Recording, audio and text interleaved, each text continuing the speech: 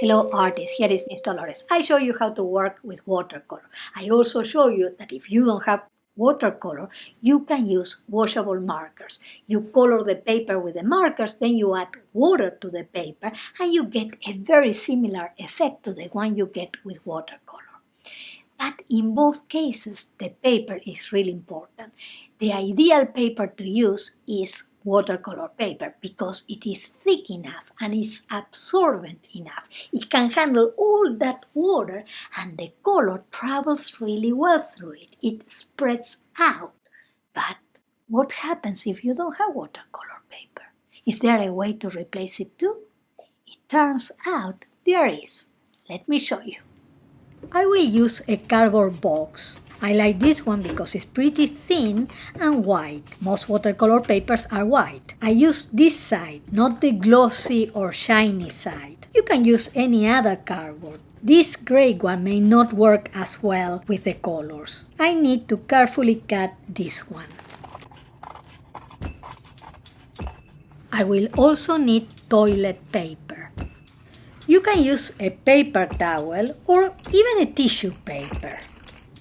I have water, regular white liquid glue, a plastic container, an old brush. You can use a cotton pad too. To protect the table, I am using a plastic dinner placemat. You can use a plastic. Now I am going to make the glue thinner by adding water to it. You don't have to be exact. You see, it's pretty thin. It feels a little bit like milk. Don't make a lot of this mix, only what you think you will need, because this mix tends to go bad and moldy after a while.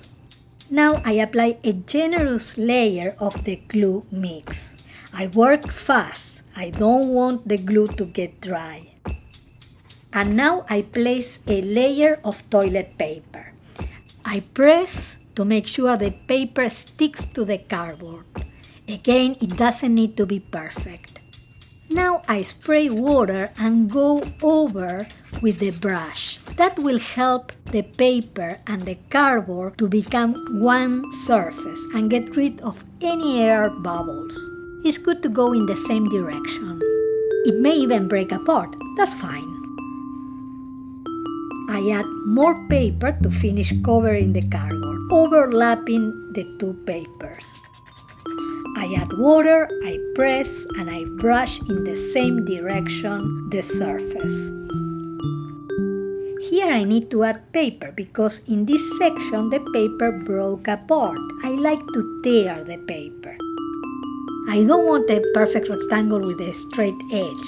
You see, here I don't like this. I add a torn strip to hide the straight edge. I can add more of the glue mix too.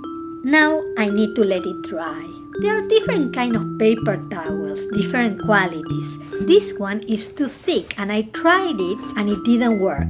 So I am carefully separating it to remove a layer. In this case, I am using a small cardboard to be able to use only one paper towel.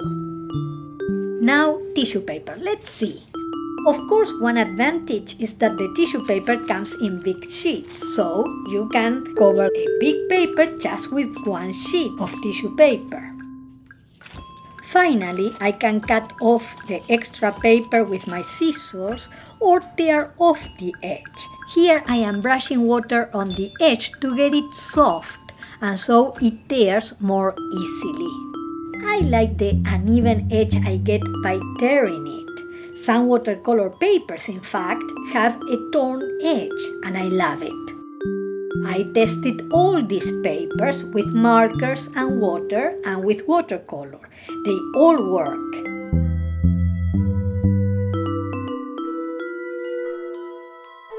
These papers may not be ideal if you like precise shapes and lines, but they are lovely, especially for color exploration, color mixing. They are pretty absorbent.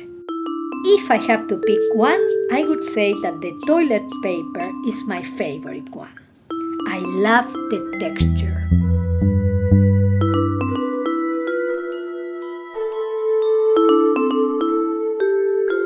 Of course, you will have to experiment and figure out which paper you like better. You may even discover papers that work better than these ones.